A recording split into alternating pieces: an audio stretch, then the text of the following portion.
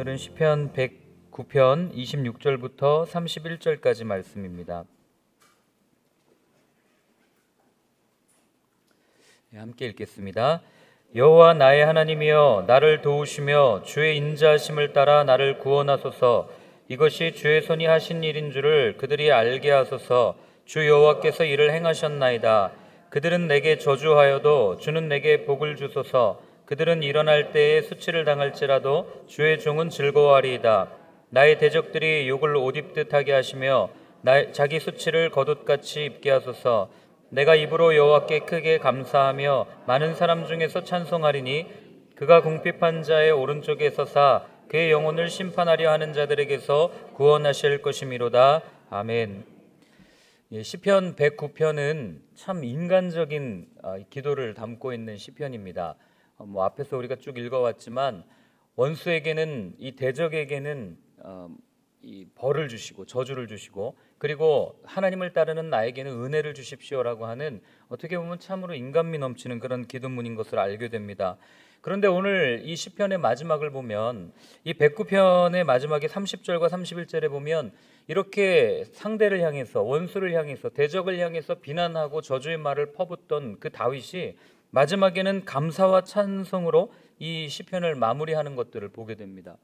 그렇기 때문에 시편 109편을 이해하는 핵심은 이 저주를 퍼붓던 그 다윗이 어떻게 감사와 찬송의 마음으로 바뀌게 되었는지를 아는 것이 바로 시편 109편의 핵심입니다. 어쩌면 다윗의 삶은 이 시편 109편에 나오는 이런 삶을 살았기에 그가 능력 있는 삶을 살지 않았나, 이런 생각을 해봅니다. 그래서 오늘은 능력 있는 삶의 비밀이라는 제목으로 함께 좀 말씀을 나누고자 합니다. 먼저 26절을 같이 한번 읽겠습니다. 여호와 나의 하나님이여 나를 도우시며 주의 인자하심을 따라 나를 구원하소서. 아멘. 다윗이 제일 먼저 하는 고백이 뭐냐면요, 시편 109편에서 하나님을 3번 부릅니다. 하나님이여, 주 하나님이여 이렇게 부르고요. 그 다음에 이제 109편에서는 호칭이 여호와 나의 하나님이여 라고 이렇게 바뀌게 됩니다. 저는 사실 요 단어 여호와 나의 하나님이여, 어제 이걸 읽으면서 그렇게 큰 은혜가 되었습니다. 왜냐하면 성경에서 오늘 다윗이 말하는 여호와, 예호와라는 단어는 하나님께서 약속을 세우시고 그리고 그 약속을 반드시 이루시는 분이라는 것을 사용할 때 썼던 단어가 바로 여호와라는 단어입니다. 그러니까 하나님께서는 어떤 상황이든지 상관하지 않으시고 자신이 사람과 맺었던 언약, 약속을 반드시 지키시는 분, 그리고 다윗이 이어 고백하는 건 그런 여호와가 나의 하나님이다 라는 고백입니다. 그래서 하나님이여라는 고백은 우리가 잘 아는 단어예요. 엘로힘이라는 단어입니다. 어떨 때 사용되냐면 전능하신 하나님을 사용할 때 썼던 단어입니다. 즉 다윗이 오늘 고백하는 것은 하나님의 약속을 지키시는 그 하나님께서 내 전능자가 되셨습니다 라는 고백을 오늘 하고 있는 겁니다. 더 쉽게 얘기하면 하나님의 약속을 기억하고 말씀에 순종할 때 그 하나님은 나에게 무능력한 하나님이 아니라 모든 것을 해결하실 수 있는 해결사 하나님으로 내게 다가오셨습니다라는 다윗의 인생의 고백이 담겨있는 믿음의 고백입니다. 그렇기 때문에 우리가 알 수 있는 한 가지, 첫 번째 그리스도인의 그 능력 있는 그리스도인의 비밀은 무엇이냐면 순종이라고 하는 겁니다. 하나님의 말씀, 하나님의 약속의 말씀이 반드시 이루어질 것을 내가 믿는 것. 내 상황은 전혀 그렇지 않지만 내 눈에 펼쳐져 있는 그 모든 것은 사실 하나님의 말씀이 이루어질까? 이런 의심이 들 때가 얼마나 많습니까? 새하늘과 새 땅이 과연 열리기나 할까? 언제 올까? 이런 의문들이 초대교회 때부터 지금까지 있어 왔던 것 아니겠습니까? 그런데 그런 상황 가운데 하나님께서 말씀하신 약속은 반드시 이루어집니다 라는 그 믿음의 고백을 드릴 때 그 믿음의 고백을 가진 사람에게 하나님은 전능의 하나님으로 나타나신다는 것을 오늘 성경이 우리한테 말씀해 주고 있는 겁니다. 그래서 우리도 그 사무엘서 읽으면서 그런 얘기 많이 듣지 않습니까? 사울 왕이 했던 결정적인 실수가 무엇입니까? 하나님께서 아말렉 족속을 진멸하라고 할 때 완전히 진멸해야 했음에도 불구하고 사울이 그래요.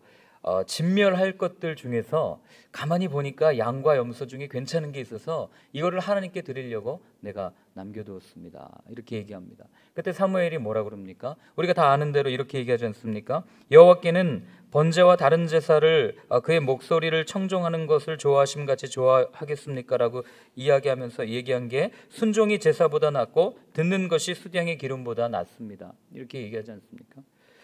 이는 거역하는 것은 점치는 죄와 같고 완고한 것은 사신 우상에게 절하는 죄와 같습니다. 이렇게 고백합니다. 그래서 우리가 기억해야 될 것 첫 번째는 하나님의 말씀이 도저히 내 삶에 이루어질 것 같지 않다 하더라도 한번 믿고 가보는 겁니다. 이게 순종이에요. 내가 생각할 때 내 이성으로 이거는 될 거야 안 될 거야, 이건 될 것 같으니까 이번에 확률이 좀 높아, 그러니까 이번에 좀 믿어봐야지, 이게 아니고 확률이 제로라고 할지라도 우리가 볼 때, 그러나 제로를 100%로 만들 수 있는 분이 하나님이시다라는 것을 믿고 걸어가는 것, 그게 순종의 삶이라는 것을 기억하시기 바랍니다. 26절을 또 계속해서 한번 다시 읽어보겠습니다. 여호와 나의 하나님이여 나를 도우시며 주의 인자하심을 따라 나를 구원하소서.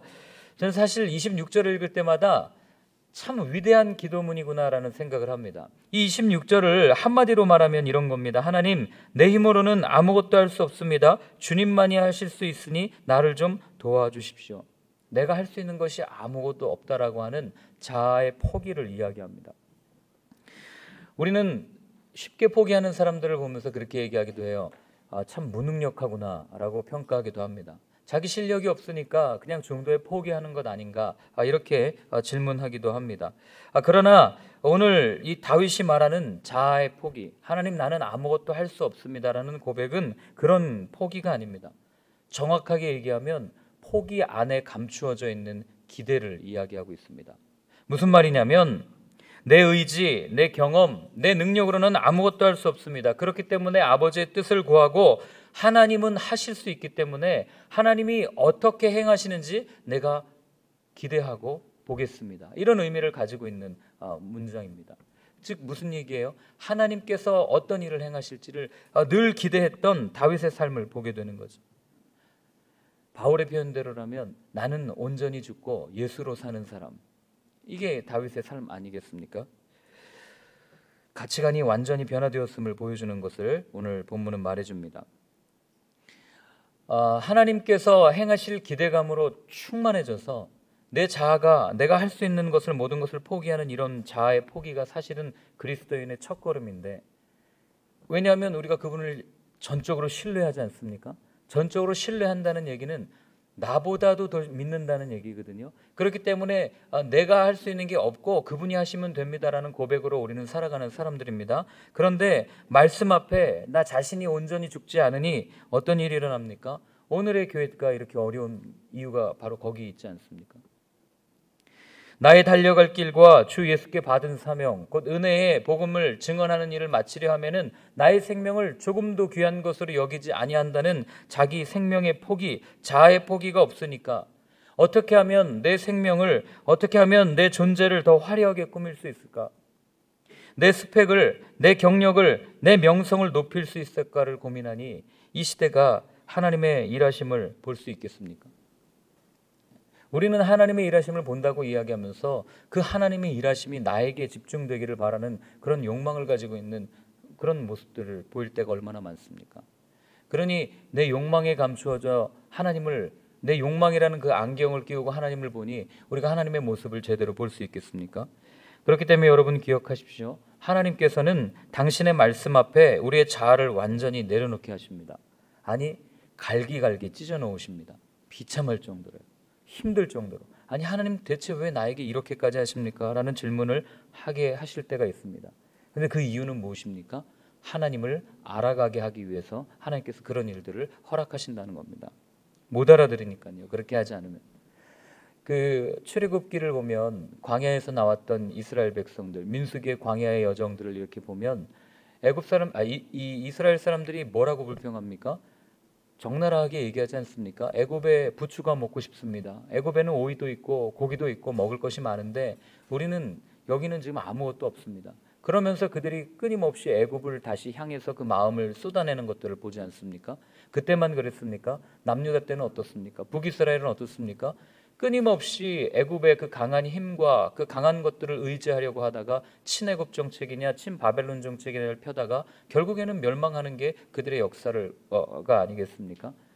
근데 그들만 그렇습니까? 우리도 동일하게 여전히 십자가의 그늘 아래 머물며 있으면서도 여전히 세상의 것이 좋다고, 세상에 강한 것이 좋다고, 세상의 물질이 좋다고, 세상의 문화가 좋다고 그렇게 세상을 향해서 향수를 가지고 있는 것이 우리의 삶은 아닌지 한번 생각해 볼 필요가 있다는 겁니다. 능력 있는 그리스도인의 두 번째 비밀은 그렇기 때문에 자아의 포기라고 말씀드릴 수가 있습니다. 십자가 앞에 내 모든 것을 못 박는 거죠. 세례가 그런 거 아니겠어요? 나는 죽고 예수로 삽니다. 장례식으로 의미하는 거 아니겠습니까? 이게 그리스도인의 능력 있는 삶이라는 것. 내 것이 포기되지 않으면 하나님께서 일하실 수가 없기 때문에 그렇습니다. 여러분들이 많이 경험해 보셨을 거예요. 그렇기 때문에 여러분 오늘부터라도 한번 힘을 쫙 빼보십시오. 힘을 빼고 주님께서 어떻게 일하시는지를 한번 기대감을 가지고 살펴보십시오. 그러면 보이기 시작합니다. 주님께서 하나님 저 관계를 좀 풀어주십시오라고 기도할 때 그 사람이 어떻게 변해가는지를, 그리고 그 문제들이 어떻게 풀려가는지를 우리가 볼 수 있을 것입니다. 그렇게 하나님을 알아가는 과정에 27절을 보면요, 이렇게 되어 있습니다. 함께 읽겠습니다. 이것이 주의 손이 하신 일인 줄을 그들이 알게 하소서. 주 여호와께서 이를 행하셨나이다. 이도 역시 어떤 고백입니까? 주님이 하신 일인 줄을 그들이 알게 하소서. 내가 한 것이 아무것도 없습니다라는 또다시 자기의 한 것이 없다라고 하는 그런 고백을 우리는 들을 수 있습니다. 그런데 우리가 성경을 읽다 보면 알게 돼요. 다윗이 한 일이 없습니까? 다윗이 얼마나 많은 일을 했습니까? 물론 나쁜 일도 했지만 나쁜 일에 비해서 선한 일을 더 많이 했던 걸로 기억됩니다. 어떤 일들을 합니까? 도시를 세웠죠. 그리고 원수들을 다 쫓아냈습니다. 그리고 하나님의 말씀대로 성전을 세우고자 하는 열망도 있었고, 율법을 가르쳤고 율법대로 살고자 몸부림쳤던 사람이 다윗입니다. 그는 사실 했던 일이 많았던 사람이에요. 그런데 그런 사람이 하는 얘기가 뭐냐면 모든 것은 주님의 손이 하신 것입니다 라는 고백을 오늘 다윗이 이 하나님 앞에 드리고 있다는 겁니다. 이 고백을 들으면 또 한 사람이 떠오릅니다. 고린도 교회를 향해서 동일한 고백을 했던 한 사람 기억하시죠? 바울. 뭐라고 고백합니까? 이렇게 고백하지 않습니까? 그러나 내가 나된 것은 하나님의 은혜로 된 것이니 내게 주신 그의 은혜가 헛되지 아니하여 내가 모든 사도보다 더 많이 수고하였으나 내가 한 것이 아니요 오직 나와 함께 하신 하나님의 은혜로라. 바울이 여러분 일을 안 했습니까? 제가 볼 때는 거의 워커홀릭 수준이에요. 선교 여행을 가서 가만히 있질 않지 않습니까? 여기 가서 복음을 전하고 저기 가서 복음을 전하고, 그리고 그가 복음을 전하면서 어떤 일을 겪습니까? 우리가 다 아는 것처럼 40의 감암매를 한 번 맞고 채찍으로 맞은 게 한 번이고 돌에 맞아 죽을 뻔하고 배가 3번 파손당하고 그렇게 죽을 고비를 수없이 넘겼던 그 바울 아니겠어요? 여기 있는 우리 중에 누가 감히 나는 바울만큼 복음을 전하고 있습니다, 아니 나는 바울보다 조금 덜이지만 바울처럼은 복음을 전하고 있습니다라고 자신 있게 이야기할 수 있는 사람이 누가 있겠습니까? 저를 비롯해서. 복음 전하다가 여러분 우리 돌 맞아 본 적 있습니까? 그렇게 죽을 뻔하면서도 복음을 전하면서 하나님을 위해서 열심히로 이 사역을 했던 바울 역시 했던 말이 뭐냐면 이 내가 한 게 아니라는 거예요. 내가 다른 사도들보다 조금 더 수고했지만 그러나 그것은 내가 한 것이 아니라 하나님의 은혜였습니다라고 고백한 거죠. 여러분, 나를 치켜 세우고 나를 자랑하는 것이 사람의 본능입니다. 그런데 그런 본능을 거슬러서 이 모든 것은 주님이 한 것입니다라는 이 고백은 아무나 할 수 있는 게 아닙니다. 물론 우리도 그렇게 고백합니다. 간증하는 데 가면 그런 고백들을 해요. 내가 할 수 있는 것이 아니었는데 하나님이 하셨습니다. 거기서 딱 끝나면 저는 그분의 간증을 믿습니다. 그런데 그 뒤에 이어지는 말들을 들어보면 실망할 때가 참 많아요. 왜냐하면 뒤에는 하나님은 없고 나만 드러나기 때문에 자기가 어떤 일을 했는지, 자기가 이런 어려움 가운데 이렇게 했더니 이렇게 되었다. 그래서 몇 번 말씀드렸지만 제일 듣기 힘든 간증이 그런 거 아니에요? IMF 때 하나님 앞에 새벽기도 40일하고 특별 새벽기도 했더니 다른 데는 다 망했는데 나는 망하지 않았습니다. 이런 말도 안 되는 간증이 어디 있습니까? 하나님은 그 사람만 사랑하십니까? 그게 아니지 않습니까? 근데 우리는 너무나도 쉽게 나에게 집중되어 있기 때문에 내가 했던 일이 이런 겁니다라고 그것이 마치 하나님의 은혜인 것처럼 착각해서 간증할 때가 참 많다고 하는 겁니다. 그래서 여러분 기억하십시오. 은혜를 아는 사람은 나를 드러내지 않습니다. 제가 아는 목사님은 어딜 가나 항상 말석에 앉으세요. 그리고 연세도 많으시고 그리고 어딜 가나 분명히 대우를 받을 수 있는 그런 자격을 갖췄음에도 불구하고 항상 말석에 앉으시는 모습을 보이십니다. 다른 목사님들과 하는 모임에 가도 항상 그렇게 말석에 앉으세요. 그러면서 그런 말씀을 하세요. 내가 내 자신을 드러내지 않아도 그럼에도 불구하고 하나님이 높이실 때 되면 다 때가 되면 높이시고 하나님이 또 사용하실 때가 되면 하나님께서 사용하시는 거고 그걸 아는 게 은혜고 거기에 순종하는 게 그리스도인의 삶이다. 이렇게 말씀하시는 것 들은 적이 있습니다. 마찬가지 아니겠습니까? 우리가 정말 은혜를 안다면 여러분 우리의 입을 자랑하는 입을 닫고 이제는 하나님 그 예수 그리스도의 복음을 증언하는 것에 나의 입술을 온전히 사용할 수 있는 저희의 삶이 되었으면 좋겠습니다. 능력 있는 그리스도인의 세 번째 비밀은 바로 이렇게 은혜를 아는 삶입니다. 28절과 29절을 읽겠습니다. 그들은 내게 저주하여도 주는 내게 복을 주소서. 그들은 일어날 때에 수치를 당할지라도 주의 종은 즐거워하리이다. 나의 대적들이 욕을 옷 입듯 하게 하시며 자기 수치를 겉옷같이 입게 하소서. 28절과 29절을 읽으면 하나님을 무한 신뢰하는 이런 다윗의 고백을 들을 수 있습니다. 28절이 그들은 내게 저주하여도 주는 내게 복을 주소서. 이거를 우리말에 맞게 조금 더 알아듣기 쉽게 얘기하면 이런 고백입니다. 저들의 저주가 하나님 내게는 복이 되게 하여 주십시오. 이런 고백입니다. 더 쉽게 얘기하면 저들은 내게 저주하지만 이 저주를 하나님은 복으로 바꾸실 수 있는 분이십니다. 이런 고백을 다윗이 하고 있는 겁니다. 여러분 하나님이 그런 분이십니다. 세상에 우리를 향해서 비난하고 박해하고 어려움을 겪고 여러 가지 온갖 힘든 말들을 쏟아내어도 하나님은 그 저주 그 비난을 축복으로 바꿔주실 수 있는 분이심을 믿을 수 있기를 바랍니다. 그러니 민수기 23장에서 발람이 발락한테 와가지고 발락이 발람한테 와서 부탁하잖아요. 이스라엘을 좀 저주해달라고 여러 번 부탁하지 않습니까? 그런데 그때 이 발람이 뭐라고 얘기합니까? 민수기 23장에 보면 이렇게 얘기해요. 야곱에 맞설 마술은 없다 이렇게 얘기합니다.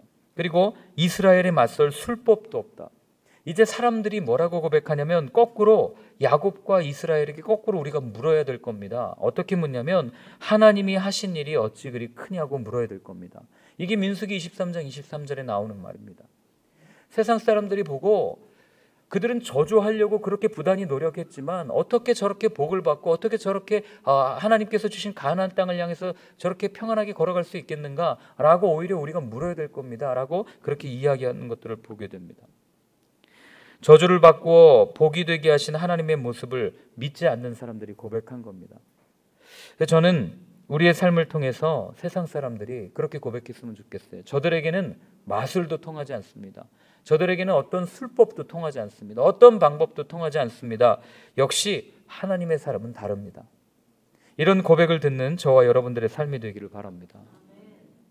그런데 우리가 이 백구편에서 앞에서부터 쭉 읽어왔지만 사실 다윗이 했던 고백이라고 보기에는 너무나도 원색적으로 이 대적들을 향해서 비난하고 저주를 퍼부었던 다윗의 모습들을 보게 되는데 오늘 30절과 31절은 그 모습이 바뀌어진 그런 다윗의 기도를 우리가 읽을 수 있습니다. 함께 같이 읽어보겠습니다.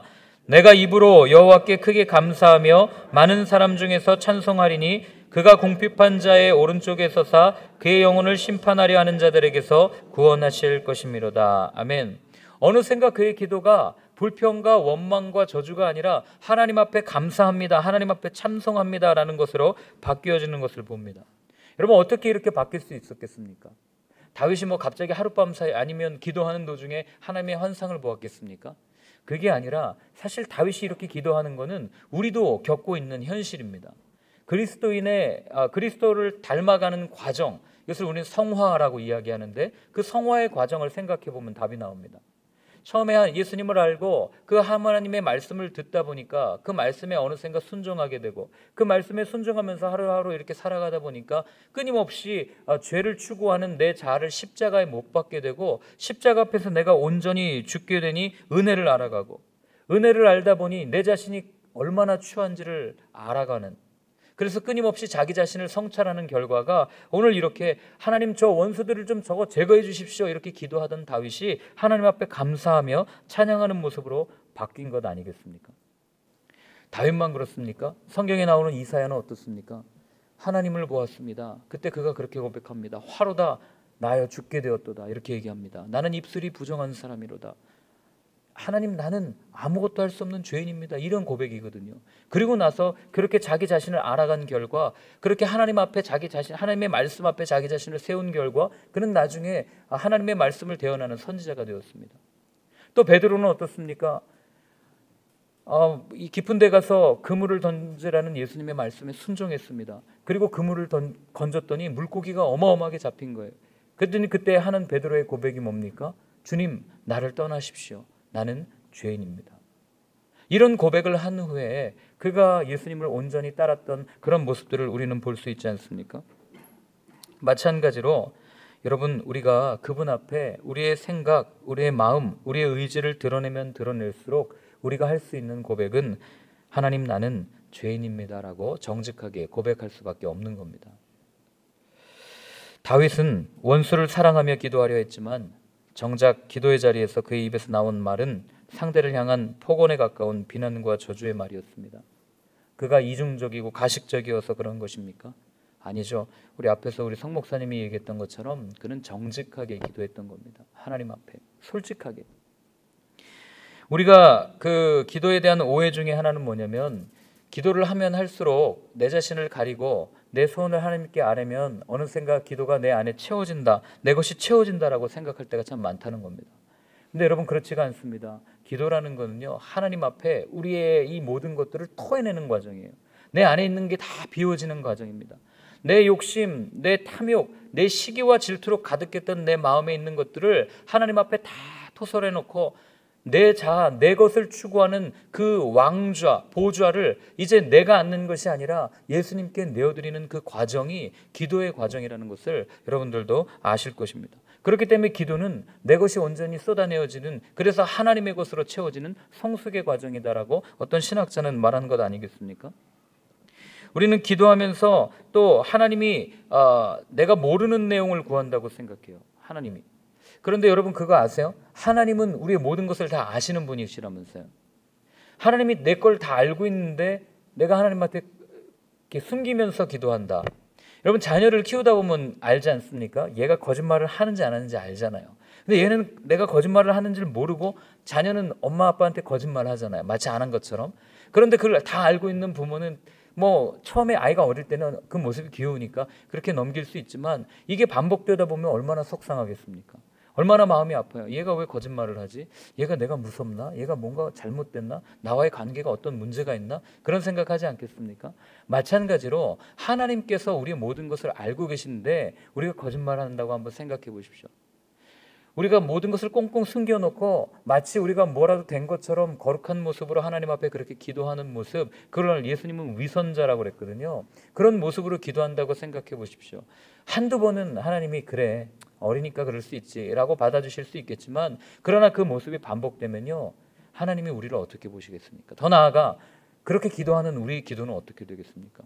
하나님 앞에 정직하게 기도하지도 못할 뿐더러 모든 것을 가리운 채 그것이 거룩한 기도인 것처럼 그렇게 가면을 쓰고 기도하는, 그게 신앙인 줄 알고 가다가 나중에 결국에는 꼬꾸라지는 그런 모습을 우리는 보지 않습니까? 제가 예전에 어린이 사역을 할 때 수련회를 갔습니다. 거기서 1학년짜리가 이제 1, 2학년들을 데리고 수련회를 하는데 한 700명 정도 이렇게 모인 것 같아요. 그래서 이제 제가 담당하는 아이들 중에 이렇게 눈에 이렇게 보기에 띄는, 제가 이뻐했던 애들이 있어요. 남자들 몇 명인데, 근데 이제 저녁에 집회를 합니다. 그럼 여러분, 아이들이요, 요만한 조그만 아이들이 아세요? 손 들고 찬양합니다. 막 울면서 찬양해요. 얼마나 귀여운지 몰라요. 그리고 뭘 기도하나 이렇게 들으면 우리 엄마 용서해 주세요, 우리 아빠 용서해 주세요, 이걸 기도합니다. 그런데 한 번은 제가 이렇게 이뻐했던 아이가 안 들어가고 밖에 있는 거예요. 그래서 저는 항상 이렇게 아웃사이더 있는 아이들이 이렇게 관심이 많아가지고 그 아이한테 가서 물었습니다. 너 왜 기도 안 해? 너 앞에 가서, 근데 제 전도사니까 전도사님이랑 같이 가서 기도하자 그랬더니 이 아이가 하는 말이 가관입니다. 자기는 기도 못 하겠대요. 왜? 그랬더니 전도사님, 저 앞에 기도하는 애 보이시죠? 그 아이가 이렇게 손 들고 찬양하고 기도하고 있었거든요. 그랬더니 이 친구가 하는 얘기가, 제가요, 선생님들이랑 전도사님한테 잘 보이려고 저기서 저러고 있지, 식당에서 애들 얼마나 괴롭히는지 아세요?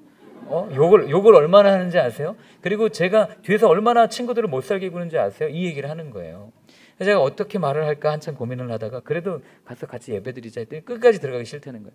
그러면 저 뒤에 앉아가지고 전사님이랑 같이 앉아있자고 앉아있었어요. 그러고 나서 기도를 하는데 기도가 안 된다는 거예요. 조그만 애가. 그래서 제가 어떻게 하겠어요? 그래서 이제 그럼 전사님이랑 같이 기도하자 하고 제가 어떻게 기도할까 하다가 그때 저도 잠깐 기도하고 아이랑 그렇게 손을 잡고 기도했습니다. 전사님 따라해. 네. 하나님 감사합니다. 감사히 따라해요. 그러면서 제가 그랬어요. 그런데 기도가 되지 않습니다. 하나님 저는요 쟤 죽여버리고 싶어요. 얘가 갑자기 기도를 안 하는 거예요. 따라해, 이거 기도야. 그랬더니 저한테 그래요. 전선생님 어떻게 그런 기도를 해요? 1학년짜리가 이거 어려서부터 교회를 다니기 때문에 아는 거죠. 그런 기도는 하면 안 된다고 배운 거예요. 전선생님 따라해. 하나님 저 쟤 죽여버리고 싶어요. 근데 아이가 말을 못하다 쭈삣쭈삣하다가 그 말을 따라합니다. 그리고 나서 그 아이의 기도가 터지고 그 아이가 하나님 앞에 기도하는, 나중에는 예배가 회복되는 모습들을 본 적이 있습니다. 여러분, 하나님 앞에는요 정직하게 기도하는 게 최고입니다. 눈에 이렇게 마음에 안 드는 사람이 있습니까? 솔직하게 다윗처럼 기도하십시오. 저희 어제 목회자들도 이 배꼽편 이야기하면서 그런 얘기 했는데, 입을 열어서 하나님 앞에, 대신 사람 앞에서 말고 하나님 앞에서, 하나님 저 인간 좀 치워주십시오. 하나님 좀 안 봤으면 좋겠습니다. 솔직하게, 이미 우리의 마음은 그거를 그 마음으로 가득 찼는데 얼굴에는 가면을 쓰고 가가지고 그냥 웃으면서 대하면서 그렇게 사는 우리의 모습을 보면 그게 삶으로 하나님 앞에 예배가 되겠냐고요. 그러니까 하나님 앞에 나와서 정직하게 그렇게 기도할 때 여러분, 하나님은 우리의 기도에 반드시 응답해 주십니다. 둘 중 하나죠. 제가 변하든지 내가 변하든지 둘 중에 하나를 하나님께서는 허락해 주실 겁니다. 그래서 여러분, 그리스도인의 마지막 비밀, 능력 있는 비밀은 하나님 앞에 정직한 기도를 드리는 겁니다. 여러분 기억하십시오. 그렇기 때문에 우리가 조지 뮬러의 몇만 번 응답받는 기도의 비밀 해가지고 책을 읽는데요, 하나님 앞에 드릴 수 있는 가장 능력 있는 기도, 하나님께 응답받을 수 있는 가장 훌륭한 기도는 바로 정직한 기도라는 겁니다. 정직하게 기도할 때 하나님은 우리의 기도에 응답해 주십니다. 싫으면 싫다고 이야기하시고, 좋으면 좋다고 이야기하시고, 정말 저 사람 꼴도 보기 싫다라고 정직하게 기도하십시오. 그렇게 정직하게 기도할 때 우리의 삶에 놀라운 능력이 나타나기 시작할 겁니다. 오늘 우리가 함께 같이 기도할 때요, 이렇게 한번 기도했으면 좋겠습니다. 하나님, 다윗이 하나님 앞에 나와서 정직하게 기도했습니다.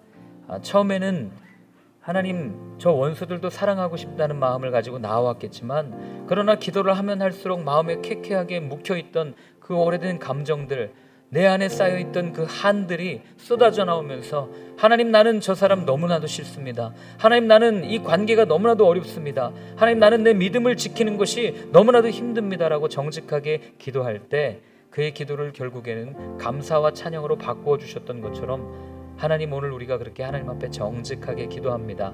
그렇게 기도할 때 우리의 삶의 여러 가지 문제들이 십자가 앞에 온전히 풀려지는 것을 경험하는 우리의 삶이 되게 하여 주옵소서. 우리 그렇게 한번 같이 기도하겠습니다. 하나님 아버지, 정직한 삶, 정직하게 기도하는 것, 그것이 하나님께서 우리에게 원하시는 것이었는데, 하나님 언제부턴가 나는 목사라고, 언제부턴가 나는 교역자라고, 언제부턴가 나는 설교자라고 하나님 앞에 정직하게 기도하기보다 하나님 남들을 위해서 마치 내가 무엇이라도 된 것처럼 중보 기도를 하며 그렇게 기도했던 내 모습을 봅니다. 하나님, 다시 한번 주님 앞에 정직하게 내 마음을 엽니다. 하나님, 이 마음 받아주시고, 또 때로는 그 마음 가운데 분노가 요동칠 때도 있고, 때로는 그 마음 가운데 정말 이 화가 치밀어서 어쩔 줄 모를 때가 있을 것입니다. 그러나 그때마다 주님, 그 마음 고스란히 주님께 내어드릴 수 있도록 도와주시고, 그렇게 내어드릴 때 십자가 앞에 나의 자아가 죽는 것을 경험하게 하시고, 그러고서 뒤를 돌아보니 하나님께서 하셨습니다라고 그 은혜를 고백하며 나아가는 하나님, 우리의 삶이 되어질 수 있도록 주여 인도하여 주시옵소서. 주님, 그렇게 주님께서 함께해 주실 줄 믿습니다. 아버지께서 붙잡아 주실 줄 믿습니다. 하나님, 우리의 삶에 거짓을 제거하여 주시고 정직함으로 하나님께 나의 삶을 거룩하게 올려드릴 수 있는 우리의 삶이 되게 하나님 도와주시옵소서. 이제는 십자가에서 우리를 위하여 영원한 생명을 허락하여 주신 예수 그리스도의 크신 은혜와 하나님 아버지의 사랑과 성령님의 인도하심이 이제 더 이상 가식의 가면을 벗어버리고 정직하게 하나님 앞에 기도하며 하나님의 뜻을 따르겠다고 구하는 이 자리에 계신 모든 분들의 머리 위에 이제로부터 영원까지 늘 함께하여 주옵시기를 간절히 축원하옵나이다. 아멘.